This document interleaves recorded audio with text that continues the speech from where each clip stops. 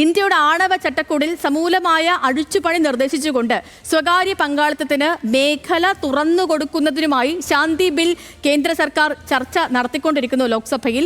ഇന്ത്യയുടെ civil nuclear നയത്തിൽ പ്രധാനപ്പെട്ട ഒരു മാറ്റം വന്നിരിക്കുകയാണ്. അതായത് സ്വകാര്യ മേഖലയ്ക്ക് ആണവ ഊർജ്ജ ഉൽപാദനം നടത്താം. ഇതിനാവശ്യമായ സകല തലത്തിലും സർവ്വവിധ സുരക്ഷയും ഉറപ്പാക്കുന്ന നിയമവ്യവസ്ഥകൾക്കുള്ള ബില്ലാണ് ഇപ്പോൾ സംസാരിച്ചു കൊണ്ടിരിക്കുന്നത്. ബില്ല് നേരത്തെ അവതരിപ്പിച്ചിരുന്നു. അതിന്മേലുള്ള ചർച്ചയാണ് നടന്നുകൊണ്ടിരിക്കുന്നത്.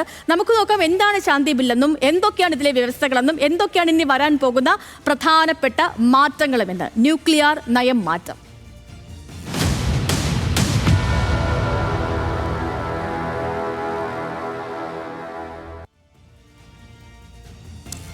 ഓക്കെ, അപ്പൊ ആദ്യം നമുക്ക് എന്താണ് ശാന്തി ബിൽ, അതിൽ നിന്നും തുടങ്ങാമല്ലേ. ശാന്തി ബിൽ എന്താണെന്ന് ചോദിച്ചാൽ ആണവോർജ മേഖലയിൽ സ്വകാര്യ പങ്കാളിത്തത്തിന് വഴി തുറന്നു കൊടുക്കാൻ ലക്ഷ്യമിട്ടുള്ള ഒരു sustainable harnessing and advancement of nuclear energy for transforming India, Shanti, SHANTI, Shanti bill. അതാണ് ശാന്തി എന്ന് പറയുന്നത്. Atomic energy act 1962, 1962 atomic energy act, civil liability for nuclear damage act 2010, ഈ ബില്ലുകൾക്ക് പകരമായിട്ടാണ് ഈ ശാന്തി ബിൽ വന്നിരിക്കുന്നത്. ശാന്തി ബില്ലിന്മേലുള്ള ചർച്ചയാണ് ഇപ്പോൾ ലോക്സഭയിൽ പുരോഗമിച്ചുകൊണ്ടിരിക്കുന്നത്.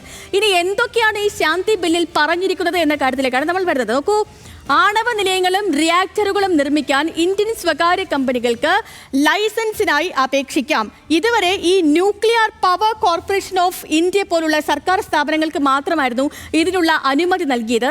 ഇതാണ് ഈ ബില്ലിലെ ഒരു സുപ്രധാനമായ നയം മാറ്റം എന്ന് പറയുന്നത്. കാരണം ഇപ്പോൾ ഈ പറയുന്നത് പോലെ ഇതുവരെ ന്യൂക്ലിയർ പവർ കോർപ്പറേഷൻസ് പോലുള്ള ഈ സർക്കാർ സ്ഥാപനങ്ങൾക്കായിരുന്നു അനുമതിയെങ്കിൽ ഇനി അങ്ങനെയല്ല, സ്വകാര്യ സ്ഥാപനങ്ങൾക്കും ഇതിന് അനുമതി നൽകുന്നതാണ് ഈ ശാന്തി ബില്ലിൽ. ആണവ നിലയങ്ങൾക്കായി ഇറക്കുമതി ചെയ്യാനും സംഭരിക്കാനും സമ്പുഷ്ടീകരിക്കാനും ഒക്കെയും അനുമതി നൽകുന്നതാണ് ഈ ശാന്തി ബില്ലിൽ. ശാന്തി ബില്ലിൽ പറഞ്ഞിരിക്കുന്ന പ്രധാനപ്പെട്ട കാര്യങ്ങളിൽ മറ്റൊന്ന്, PPP മാതൃകയിലും സംയുക്ത സംരംഭ മാതൃകയിലുമൊക്കെ നിലയങ്ങൾ സ്ഥാപിക്കാം എന്നുള്ളതാണ്. അതിന് സർക്കാർ എന്ത് ചെയ്യണം? ലൈസൻസ് നൽകണം. അതും ഈ ബില്ലിൽ പറഞ്ഞിരിക്കുന്ന പ്രധാനപ്പെട്ട വ്യവസ്ഥയാണ്. ഇനി മറ്റൊന്ന്, പ്രവർത്തിച്ചുകൊണ്ടിരിക്കുന്ന ആണവ നിലയങ്ങൾ അത് ഡീകമ്മീഷൻ ചെയ്യാനും സ്വകാര്യ കമ്പനികൾക്ക് അധികാരം നൽകുന്നുണ്ട് ഈ ബില്ല്. മറ്റൊരു കാര്യം, ആണവോർജ്ജത്തിന് പുറമെ ആണവ നിലയങ്ങൾക്ക് ആവശ്യമായ സാങ്കേതിക വിദ്യ, സോഫ്റ്റ്വെയർ എന്നിവ വികസിപ്പിക്കാനും അതിനെ ഉൽപ്പാദിപ്പിക്കാനും ഒക്കെയും അനുമതി നൽകുന്നുണ്ട് ഈ ബില്ലിൽ. മറ്റൊന്ന്, ഇനി ഒരു ആണവ ദുരന്തം സംഭവിക്കുകയാണെങ്കിൽ, അല്ലെ, ഒരു ആണവ ദുരന്തം എന്തെങ്കിലും സംഭവിച്ചാൽ നഷ്ടപരിഹാരം നൽകുന്നതിന്റെ ഭാഗമായി ഈ ആണവ കമ്പനികൾക്ക് ഇൻഷുറൻസ് പദ്ധതിയെ ആശ്രയിക്കുകയോ അതല്ലെങ്കിൽ സാമ്പത്തിക സുരക്ഷാ സംവിധാനം ഏർപ്പെടുത്തുകയോ ചെയ്യാമെന്നും ഈ ബില്ലിൽ പ്രധാനമായും പറഞ്ഞിരിക്കുന്നു. മറ്റൊന്ന്, $30 കോടി തത്തുല്യമായ ഇന്ത്യൻ രൂപയായിരിക്കും പരമാവധി കമ്പനികൾ നൽകേണ്ട നഷ്ടപരിഹാരം. ആണവ നിലയങ്ങളുമായി ബന്ധപ്പെട്ട കേസുകളും അതേപോലെ അതുമായി ബന്ധപ്പെട്ടുള്ള മറ്റു കാര്യങ്ങളുമൊക്കെ കേൾക്കുന്നതിന് ഒരു പ്രത്യേക ട്രൈബ്യൂണൽ ഉണ്ടായിരിക്കുമെന്നാണ് ഈ ബില്ലിൽ പറഞ്ഞിരിക്കുന്ന വേറൊരു കാര്യം. ഇപ്പം ആണവ ബാധ്യതാ വിഷയങ്ങളും മറ്റും ഈ ട്രൈബ്യൂണലാകും പിന്നീട് തീർപ്പാക്കുക.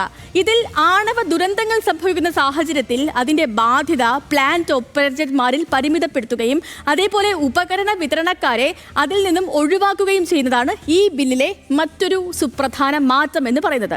പരമാവധി ബാധ്യത അന്താരാഷ്ട്ര മാനദണ്ഡങ്ങൾക്കനുസരിച്ച് 300 ദശലക്ഷം സ്പെഷ്യൽ ഡ്രോയിങ് റൈറ്റ്സിന് തുല്യമായ രൂപയിലേക്ക് പരിമിതപ്പെടുത്തുന്നു. റിയാക്ടറിന്റെ വലിപ്പം അനുസരിച്ച് ഏകദേശം 11 ദശലക്ഷം മുതൽ $330 ദശലക്ഷം വരെ ഇൻഷുറൻസോ ബാധ്യതാ ഫണ്ടോ ഓപ്പറേറ്റർമാർ നിലനിർത്തേണ്ടി വരും. അധികമായുള്ള ക്ലെയിമുകൾക്കായി ഒരു പ്രത്യേക ആണവ ബാധ്യതാ ഫണ്ട് നിലവിലുണ്ടാകും. ഇതുകൂടാതെ നാശനഷ്ടങ്ങൾ പരിധി വിടുകയാണെങ്കിൽ അവിടെ സർക്കാരിന്റെ ഇടപെടലും പ്രതീക്ഷിക്കണം. തർക്കങ്ങൾ പരിഹരിക്കുന്നതിനായിട്ട് ഒരു atomic energy redressal advisory council രൂപീകരിക്കാനും ഈ ബില്ല് നിർദ്ദേശിക്കുന്നുണ്ട്. ചെറിയ നിയമലംഘനങ്ങൾക്ക് 5 ലക്ഷം രൂപ മുതൽ ഗുരുതരമായ കുറ്റങ്ങൾ എന്തെങ്കിലും വരികയാണെങ്കിൽ, പിഴവുകൾ എന്തെങ്കിലും വരികയാണെങ്കിൽ 1 കോടി രൂപ വരെ ഈടാക്കാൻ ബില്ലിൽ വ്യവസ്ഥ ചെയ്തിട്ടുണ്ട്. പൊതു സ്വകാര്യ മേഖലകളിലെ എല്ലാ ഓപ്പറേറ്റർമാർക്കും സർക്കാർ ലൈസൻസുകളും AERB എന്ന് വെച്ചാൽ അറ്റോമിക് എനർജി റെഗുലേറ്ററി ബോർഡിൽ നിന്നുള്ള സുരക്ഷാ ക്ലിയറൻസും ആവശ്യമാണ്. വിദേശ നിയന്ത്രിത സ്ഥാപനങ്ങളെ ലൈസൻസ് എടുക്കുന്നതിൽ നിന്നും വിലക്കിയിട്ടുമുണ്ട്. അപ്പോൾ ഈ വിഷയത്തിൽ ഇതാണ് ഈ ബില്ലിൽ പറഞ്ഞിരിക്കുന്ന പ്രധാനപ്പെട്ട കാര്യങ്ങൾ. ഈ വിഷയത്തിൽ പ്രതിപക്ഷം ഉന്നയിക്കുന്ന പ്രധാന ആശങ്കകൾ കൂടി നമ്മൾ പരിശോധിക്കണം അല്ലേ. അപ്പോൾ ആ ആശങ്കകളിലേക്ക് വന്നാൽ പ്രധാന ആശങ്കകൾ അതിൽ ഒന്ന് വിതരണക്കാരൻ്റെ ബാധ്യതയാണ്, സപ്ലയർ ലയബിലിറ്റിയാണ്. എന്താണ് വിതരണക്കാരൻ്റെ ബാധ്യത?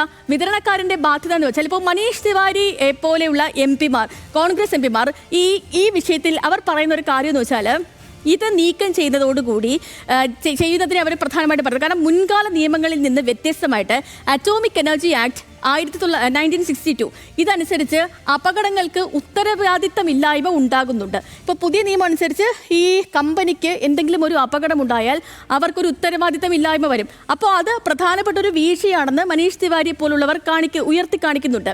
മറ്റൊന്ന് കേന്ദ്രീകരണവും അതേപോലെ ഫെഡറലിസം, അതായത് അതാണ് രണ്ടാമത്തേത്. ഇതനുസരിച്ച് ഇതിൽ പറയുന്ന കാര്യങ്ങൾ സംസ്ഥാനങ്ങൾക്ക് മേൽ കേന്ദ്രത്തിന് അമിതമായ അധികാരം നൽകുന്നുവെന്നും ആണവ നയം ഫെഡറലിസത്തെ ദുർബലപ്പെടുത്തുന്നുവെന്നുമാണ് MP-മാർ വാദിക്കുന്നത്. മറ്റൊന്ന് സുരക്ഷയും അപകട സാധ്യതയുമാണ്.